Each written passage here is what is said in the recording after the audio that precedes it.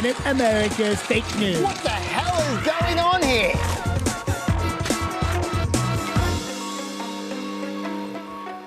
Hello there. Time to take another trip to Planet America. I'm John Barron. I'm Licciardello. This week, it's happening. Impeaching Donald John Trump, President of the United States. Yeah, but was there any point? They'll impeach him next week, and then in January, he'll be acquitted in a Senate trial. Also this week, will Joe Biden take a one-term pledge and a mixed report card on the FBI's handling of Trump-Russia? Basic and fundamental errors on one of the most sensitive FBI investigations. Plus the latest 2020 news and why more than 500,000 Americans may be about to go hungry. But first, chow down on this.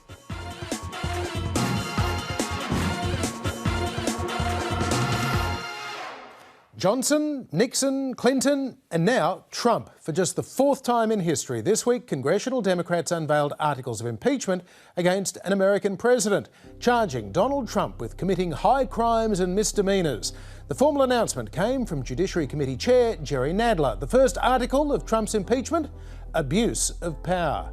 It is an impeachable offense for the president to exercise the powers of his public office to obtain an improper personal benefit while ignoring or injuring the national interest.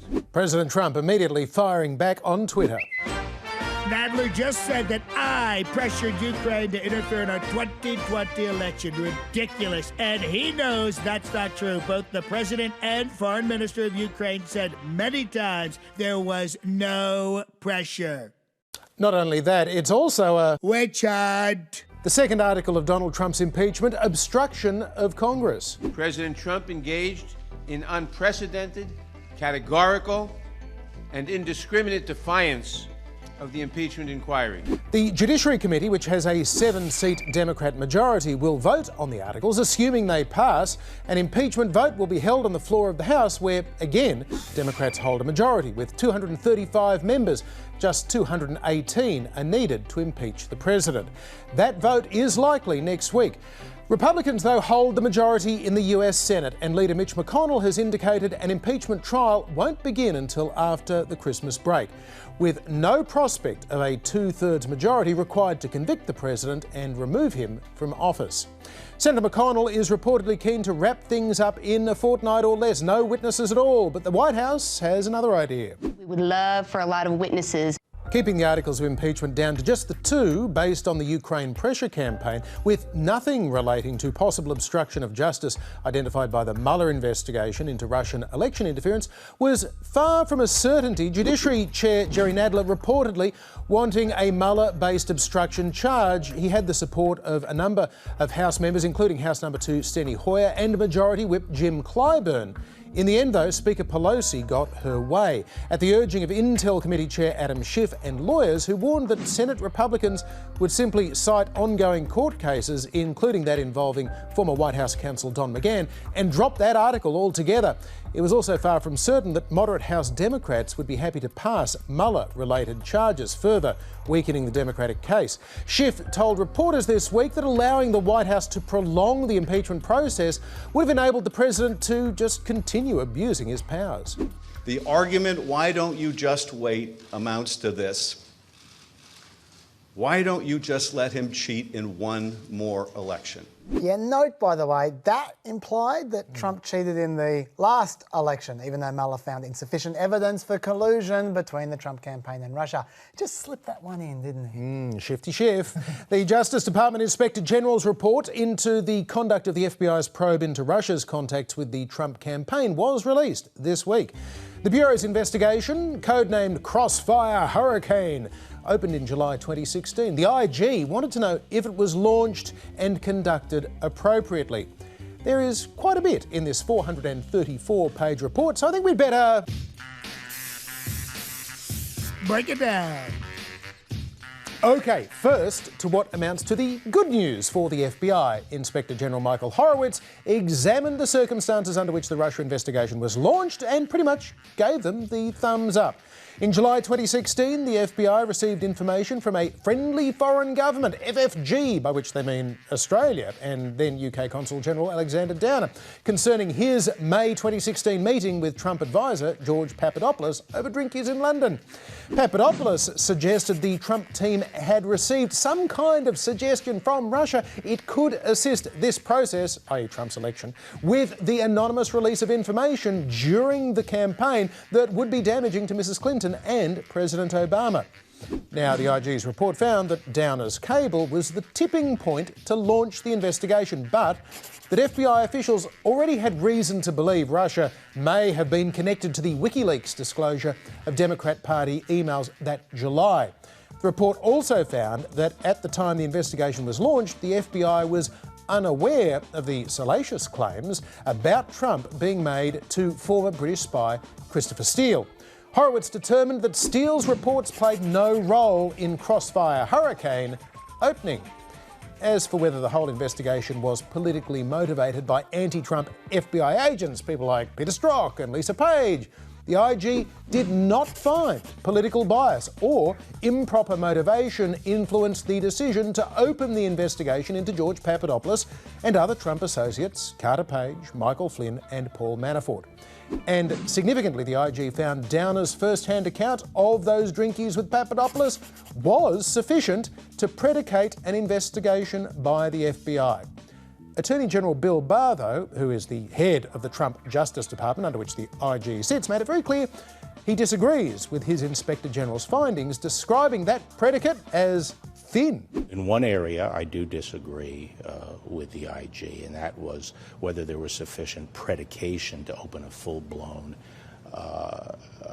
counterintelligence investigation. Meanwhile, Republican Senator Lindsey Graham, who chairs the Senate Judiciary Committee, summed up the finding of no political bias and the predication of the probe this way. The point I want to make is, let's assume for a moment it started out okay. It sure as hell didn't end okay. And the president put it this way. This was an attempted overthrow, and a lot of people were in on it, and they got caught. They got caught red-handed. Yeah, Bill Barr had a similar flavour to that at times, but in a much more restrained, Bill Barrish kind of way. Probably from a civil liberties standpoint, the greatest danger to our free system is that the incumbent government use the apparatus of the state both to spy on political opponents, but also to use them in a way that could affect the outcome of the election. Affect the outcome of the election? Let's not forget the FBI kept their investigation secret during the campaign. It was only revealed officially in March 2017. And when Christopher Steele leaked out its existence, the FBI responded with this. The FBI sees no clear link to Russia. And check the date, the week before the election. So I'd say Bill Barr's been a bit rough there. As for Barr's implication that the FBI spied on the Trump campaign, the Inspector General said, "We found no evidence that the FBI used informants or undercover agents to interact with members of the Trump campaign." And that was before and during the investigation. So, for those playing at home, please cross off spying on your worksheet. Good work, team. I'm being flippant there. But some people really did behave like this report was some kind of slam dunk on Trump. Now, I wouldn't go that far. I know Bill Barr's a bit of a cheerleader, but the guy who's conducting a much wider investigation of the investigators than the IG did, John Durham, he's got a great reputation. And he says, "We do not agree with some of the report's conclusions as to how the FBI case was opened." So we might need to wait and see what he's found. But we don't need to wait to know there was some seriously dodgy behaviour revealed by the IG report. For example, this guy Bruce Orr. Who, you might ask? So at the time of these events, he was an Associate Deputy Attorney General and the head of the Organized Crime Drug Enforcement Task Force, working out of the Deputy Attorney General's office. The Organized Crime and Drug Enforcement Task Force. And that's connected to election interference by the Russians. How? It is not. What the hell's he doing here? that was precisely the concern. After Christopher Steele was sacked by the FBI for leaking to the media, Bruce Orr took it upon himself to meet with Steele 13 times, and 12 of those times were at Orr's request. Every single time, Orr then took what he learned from Christopher Steele back to the FBI, even though they were supposedly done with him. And why was Orr doing that? Well, it might have been related to Orr's wife having recently worked for the same company that was hiring Steele. Now, the Inspector General couldn't identify a specific Department of Justice policy that prohibited Orr from secretly meeting with Christopher Steele, but Orr openly admitted that he didn't tell his bosses about the meetings because he didn't want them to tell him to stop. Tag. I'm it. But now to the matter of FISA warrants. FISA refers to the 1978 Foreign Intelligence Surveillance Act, which sets the rules for the US government when they want to spy on a foreign power or agent of a foreign power inside the United States. Even if that agent is themselves an American citizen, agencies like the FBI have to apply to a special tribunal, the FISA court, to get a warrant allowing them to conduct that surveillance. The FISA court usually says, yep. In more than 40 years, 34,000 FISA warrants have been granted, 12 have been denied. The FBI's Crossfire Hurricane team got a series of FISA warrants to monitor former Trump aide Carter Page. But Horowitz found they left a few rather important things out, including information the FBI had obtained from another US government agency detailing its prior relationship with Carter Page, and that Page had told that agency, presumed to be the CIA, about previous contacts he'd had with Russian intelligence officers during the 4 years Page lived and worked in Moscow as an energy industry consultant. Yeah, so Page had been explicitly working for American intelligence, not against it. And the CIA told the FBI that way back when the FBI first started investigating Page back in mid-2016. But the lawyer they sent that info to, a guy called Kevin Kleinsmith, just ignored it. So, fast forward about 10 months and Page is on TV saying he'd helped out American intelligence. So one of the agents in charge of Page's file asks Kleinsmith to determine whether it was true that Page had been a source for American government agencies. So Kleinsmith makes some inquiries and the liaison he spoke to last year says, yes, he helped us out. We sent you an email about this. And she resends the email. But Kleinsmith then tells the agent in charge, yes, the other agency confirmed explicitly Page was never a source. And the agent says, got it, thank you. Do we have that in writing? So Kleinsmith alters the liaison's email by inserting the words "not a source" into it, and then he sends that on to the FBI agent, making it appear as if Page has never been a source for the CIA when he had. Needless to say, Kleinsmith has been recommended for prosecution. Well, another key finding from the IG's report was that the FBI put way too much weight on the uncorroborated raw intelligence being unearthed by the former British spy Christopher Steele. And another tidbit was that Steele was personally friendly with a member of the Trump family, later revealed to be none other than the president's daughter, Ivanka Trump.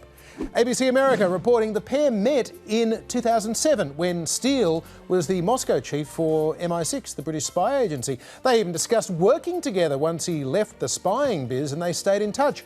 They exchanged emails. They later met at Trump Tower. It's a small world, Chaz. So it seems.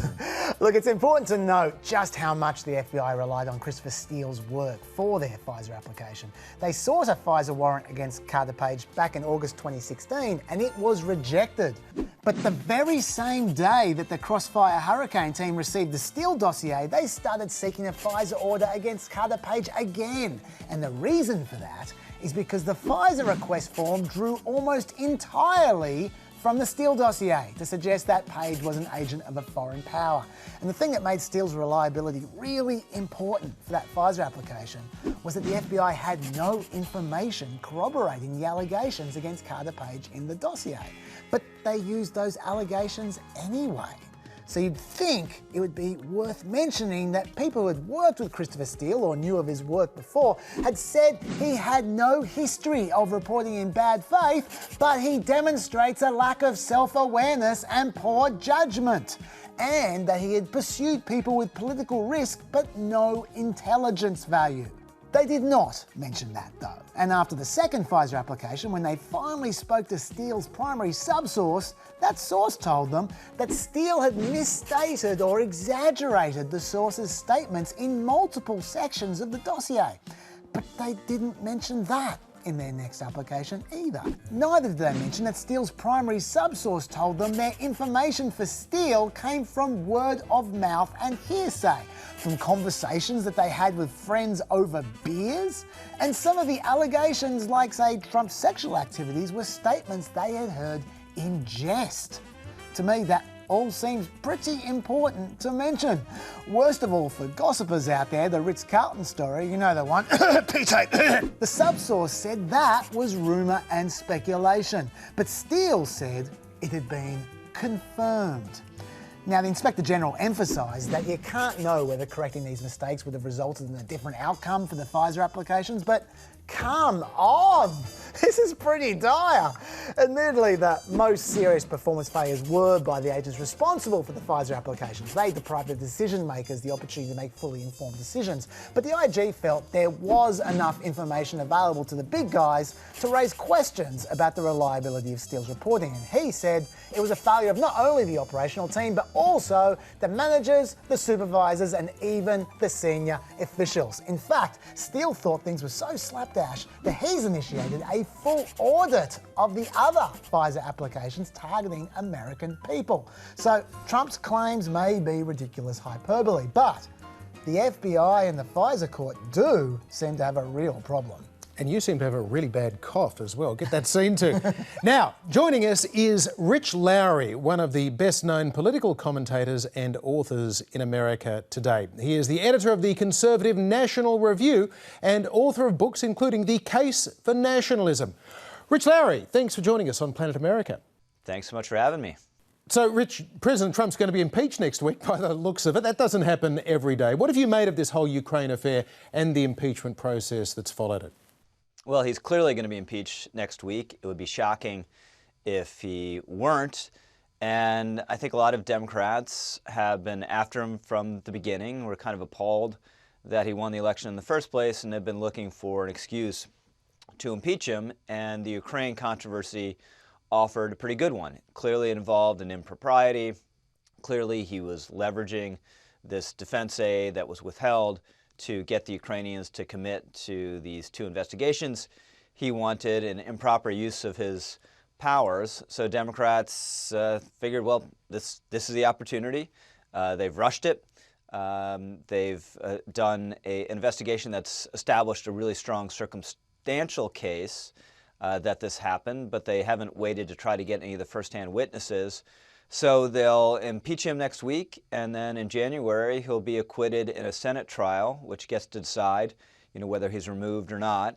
The Senate will decide no, not, and we'll go on the way we always have, and very quickly we'll be on to the next outrage in our national politics. What do you think about this argument that Democrats have rushed this process, given that there is really no prospect of 20 Republicans flipping sides and voting to convict the president in the Senate?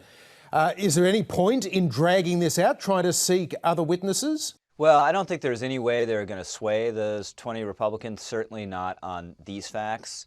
And almost all the Republicans in the Senate think that Trump did something wrong here, but quite sincerely believe that it doesn't justify removing him from office, which would be the first time in American history that had happened.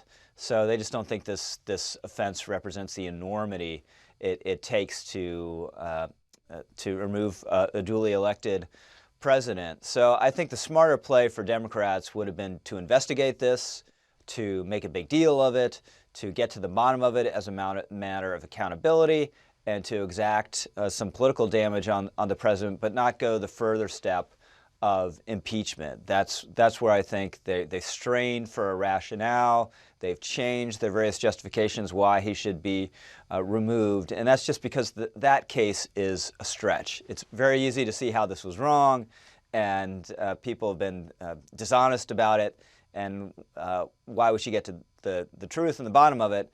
But going all the way to impeachment and removal, that, at least in my view, is the bridge too far. And do you think the Democrats have done any damage to their potential nominee in Joe Biden? The whole affair has certainly stirred up a lot of accusations around his son, Hunter Biden. Is this all counterproductive for them? I think it's been awkward for Joe Biden. I think once there was any focus on this, whether it was just a congressional investigation or whether this was full-blown impeachment, that there's going to be more attention paid to the arrangement that his son had with this Ukrainian energy company that is a legitimately shady company that had been investigated by the Ukrainian government over time.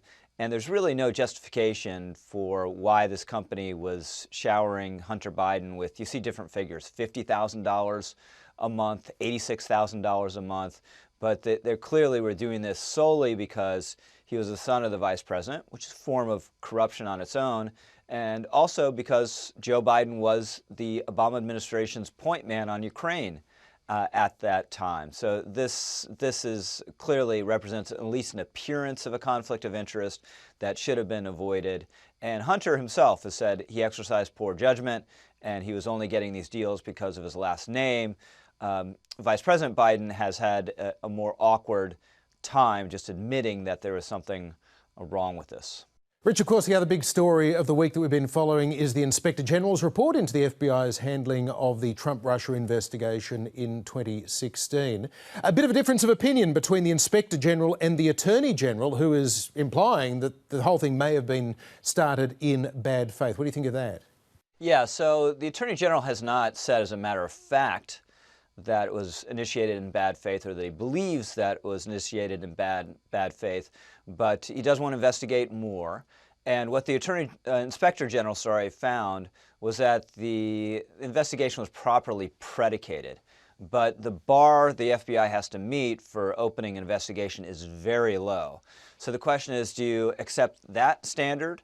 Or do you believe, since it's an investigation that was going to be of the utmost sensitivity, that was going to implicate First Amendment issues because it was going to involve a presidential campaign, should the standard have been higher? And Attorney General Barr says, yes, the standard should have been higher. And then we get to the abuse of the surveillance process, which everyone agrees on that it occurred in getting this secret court to approve surveillance of a former Trump campaign aide. And the FBI did not have good cause at the beginning for the surveillance. It renewed the surveillance a couple of times, even when the facts clearly showed that there was nothing there. And that, at the very least, as the inspector has said, is catastrophic incompetence. But it does raise the issue of whether there was malice at some level as well. Rich, are we in danger of losing sight of the fact that all of this happened, of course, in the middle of a massive concerted Russian election interference campaign in 2016? And that, in retrospect, what may seem like a little bit of an overreaction or even hysterical at the time may have seemed quite justified. Yeah, no, I think that's the best case to be made for it. And also just the fact, the way Trump talked about the WikiLeaks and conducted himself in the campaign, if he just said, well, this shows, there was some corruption in the Clinton world, but gosh, I wish this wasn't the way we're finding out about it. Or if the Russians are doing this, they really should stop.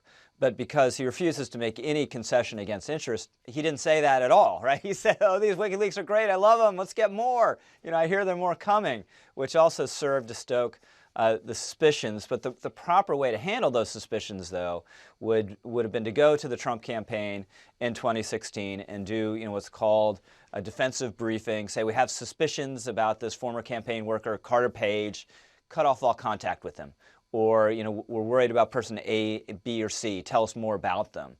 That would have been the more appropriate way to handle it rather than going all the way up the scale to the most sensitive forms of surveillance and spying we have in our system.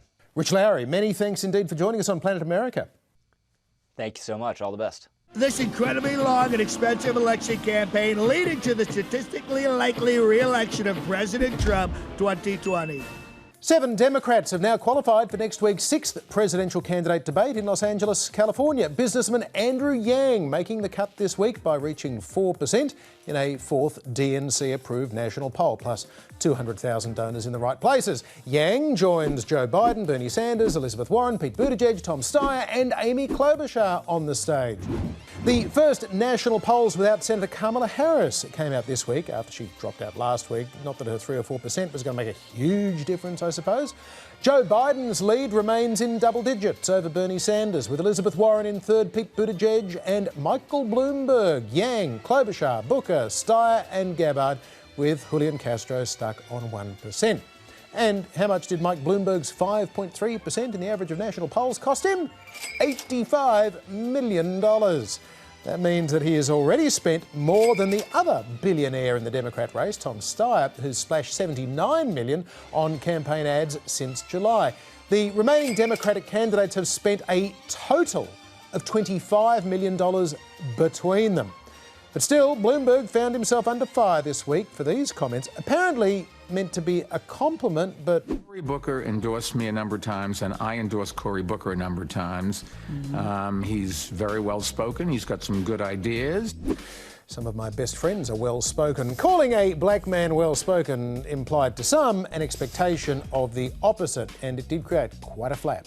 Whoever is our nominee should not have to be explained to about why comments like that can be found to be so offensive to a very important part of our constituency. I probably shouldn't have used the word, but I can just tell you he is a friend of mine, and he is a Rhodes Scholar. It was all a bit reminiscent, in fact, of this comment from 2007. First sort of mainstream African American who is articulate and bright and clean and a nice-looking guy. I mean, that's a storybook, man. All gaffes come back to Biden, don't they? He's a pioneer. That wasn't Bloomberg's only doozy during that interview, though. When asked about criticisms by the other candidates that he was trying to buy the election, Bloomberg said, Why didn't they do that? They had a chance to go out and make a lot of money, and how much of their own money do they put into their campaign? I'm doing exactly the same thing they're doing,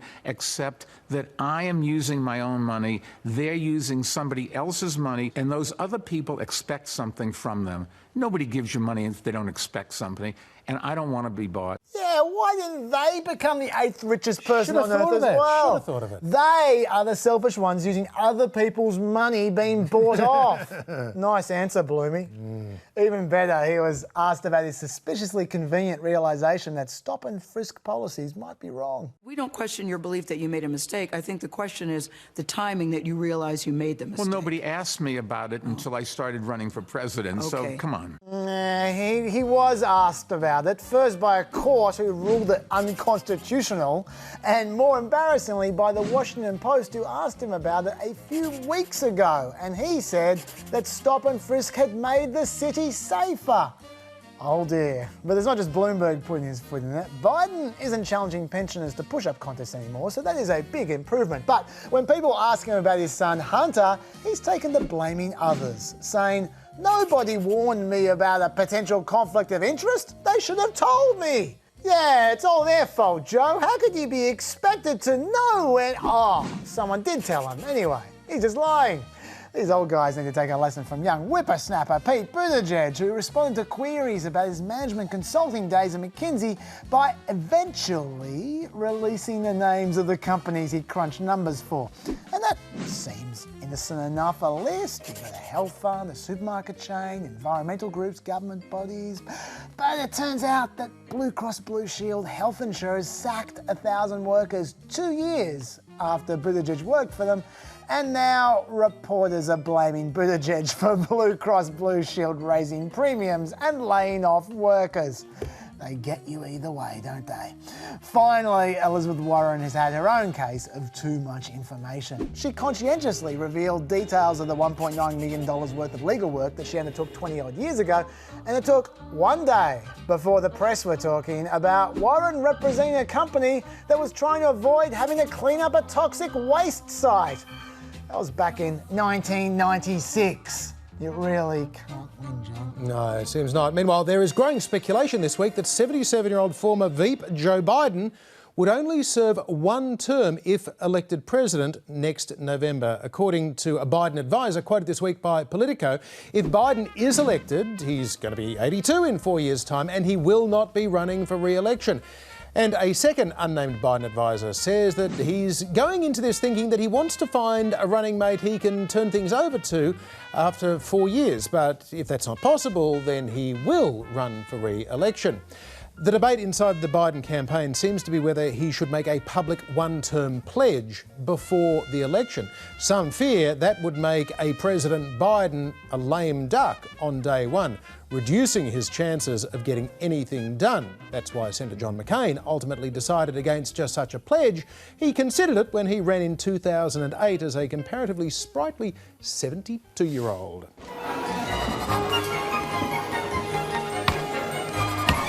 Former President Jimmy Carter was released from hospital earlier this week and is now back home in Plains, Georgia with his wife Rosalind. The 95-year-old has had a series of health scares this year, including 3 serious falls and surgery to relieve pressure on his brain. 3 years ago, Carter was successfully treated for brain cancer. Jimmy Carter's presidency wasn't a great success. Bad timing, bad luck and bad management conspired to limit America's 39th president to a single undistinguished term, where the American economy faltered and their reputation abroad took a battering. When he left office in 1981, few would have imagined how good works and good genes would help President Carter to rehabilitate his image to the point now where he's widely regarded as probably America's greatest former president. When Jimmy Carter launched his campaign for president in 1974, the governor of Georgia and peanut farmer was a virtual unknown outside his home state. Jimmy who? Jimmy Carter. Jimmy who? I don't know who he is. Jimmy Carter's basketball player, isn't he? But Carter's homespun style was well suited to rural Iowa, where the campaign began. His smiling, earnest churchiness was a refreshing change in the aftermath of Watergate. Yeah, I think he has a nice smile. How do you do? What a bushy hair flying all around. I heard he was a peanut farmer. I don't think it makes any difference, you know, I mean, whether he's a peanut farmer or not. I mean, there's nothing wrong with peanuts as far as I'm concerned, you know. Carter campaigned throughout 1975, riding a bicycle across Iowa's 99 counties. I want the people of this country to know my character, my strengths and my weaknesses, my stand on the issues. If I can measure up to what the American people want our government to be, I'll be elected. Jimmy Carter from Georgia. I hope to be your next president. Governor Carter was the surprise winner of the first-in-the-nation Iowa caucuses in January 1976, and then it was on to New Hampshire. Jimmy Carter took a long lead tonight in the race for the Democratic presidential nomination. He won the New Hampshire primary handily. CBS News. The Democratic Party was still divided between anti-war liberals and more moderate establishment candidates. Carter was a southern centrist and swept to the nomination against an indifferent field of rivals. That November, his victory over Nixon's appointed successor, Gerald Ford, was close but decisive. And I pray that I can live up to your confidence and never disappoint you.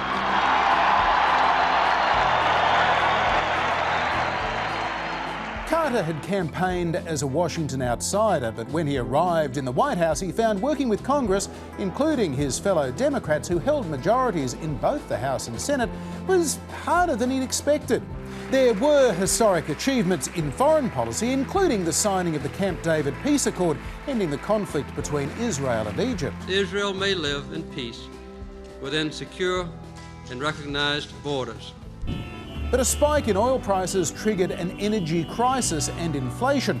Jimmy Carter had promised to tell the American people the truth, but when he spoke to them gloomily about a crisis of confidence, it didn't go down too well. The erosion of our confidence in the future is threatening to destroy the social and the political fabric of America.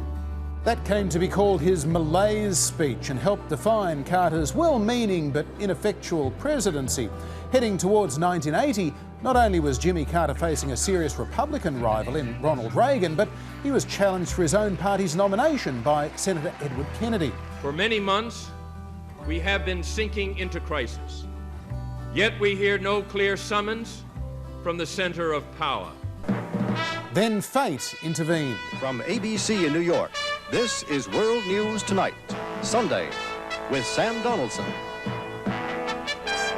Good evening. The U.S. Embassy in Tehran has been invaded and occupied by Iranian students. The Americans inside have been taken prisoner. The Iran hostage crisis initially gave Jimmy Carter a boost, but as it dragged on and an attempt to rescue the hostages failed, the Soviet Union launched an invasion of Afghanistan and the president's poll numbers sank.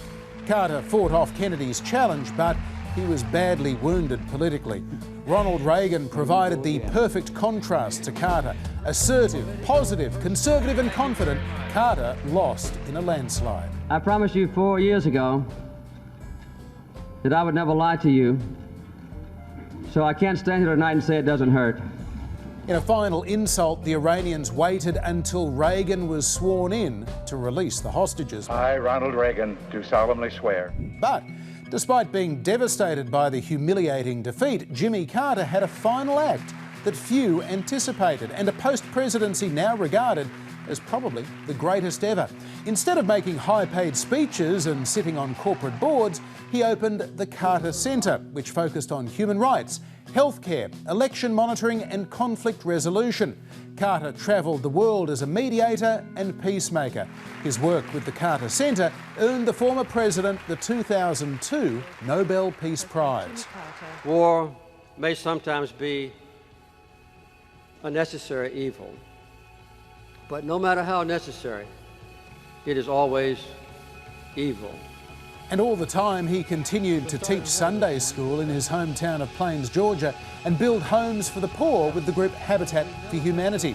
Jimmy Carter lived to become the oldest ever former president and one of the most respected for his persistence and dedication to the causes of a lifetime.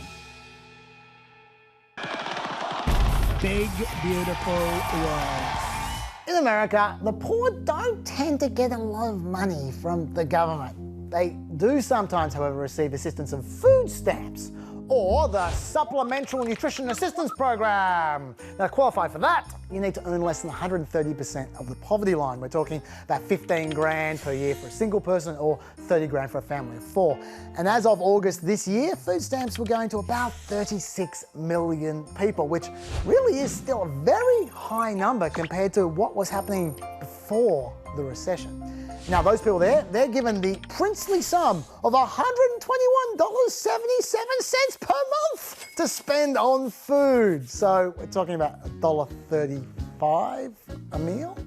Sounds tiny. Well, it is tiny, but that still adds up to a fair spend overall. We're talking about $60 billion a year, which is also a lot of money compared to what they were spending before the recession. Although, as always, it doesn't look quite so bad when you express that as a share of GDP, which you should always do. Importantly, it keeps over 3 million people out of poverty every year. That's the point. Although $1.35 a meal, that can only go so far. So in 99% of counties, meals do cost more than you can get from food stamps.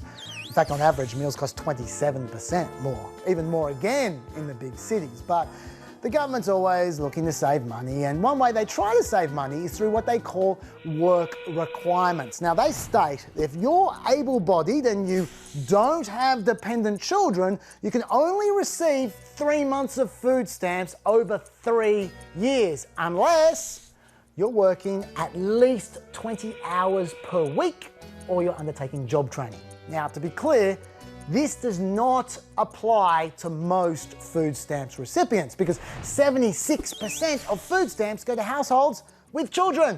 Work requirements don't apply to them. Also, 12% go to disabled, 10% to the elderly. There's obviously a bit of overlap between those three groups. So overall, we are talking about 7% of people on food stamps who might be eligible for work requirements. And those work requirements, they're quite popular. 92% supported work requirements for food stamps in one 2017 poll, which, yes, was conducted by a conservative organisation. But it makes sense that work requirements would be popular because they save the government money and they encourage people to work. That's better for them as well, isn't it? Well, unfortunately, the reality of the policy is a bit more complicated though. The Centre on Budget and Policy Priorities reviewed 13 real-life experiments of work requirements a few years back, and they found that over the 1 to 2 year period, work requirements resulted in an average of 5.6% greater employment. But over 5 years, that effect faded to 0.9% greater employment. So the positive effect doesn't last for long. More concerning than that though, Brookings found that most people who lose coverage under work requirements regimes, they're either losing it because of health reasons or they're already working. But how is it possible that people who are working lose benefits when there is work requirements? Well, according to LaDonna Pavetti of the Centre on Budget and Policy Priorities, work requirements force recipients to constantly provide proof that they are meeting those requirements. They've got to account for their hours and they've got to mail those forms in, or they've got to bring them into a state agency every month, which is fine for some people, but others who struggle with that process, they tend to be people with mental health problems and low education levels. In other words, the people who get weeded out by a system like this are exactly the people who are most in need of help. As a result of exactly those kinds of concerns, states are allowed to waive work requirements if they want to, as long as the unemployment rate in that state is higher than 2.5%, which is pretty much everywhere. Although not every state chooses to issue waivers. But over a third of America does live in a location where work requirements are currently waived. At least they did live there until last week, when the administration restricted waivers to states with unemployment rates of over 6%, and that is pretty much no states at the moment. So, no more waivers. The administration has estimated this change is going to see about 688,000 people losing food stamps, saving the government $5.5 billion over 5 years. Now, there was some pushback to this from Democrats, I should say. Alexandria Ocasio-Cortez, for example, tweeted, "My family relied on food stamps and my dad died at 48. I was a student. If this happened then, we might have just starved." Now, that's not true, because work requirements don't apply for people with dependent children, do they? Neither do they apply for the disabled or for senior citizens, so none of those people would be affected. But there will be people who are affected. And some of those people might not be the people that this policy is trying to target. And those people, they're going to get really screwed. Merry Christmas. Big, beautiful world. And with that, we are right out of time, not just for this week, Chaz, but for this year, Chaz. I can't believe it, but we have big news. Do we? Next year, yes, we're going to be making some changes, John. Starting, oh, come on. What did I do wrong? You can stay. Okay. But starting with moving to Wednesday nights on ABC TV and the ABC News channel. Whoa, so we will see you at 10 p.m. Wednesday, the 22nd of January on ABC TV and on the News Channel. That is in the run-up to the Iowa caucus, of course. It is going to be a wild ride in 2020. Giddy up. Bye-bye.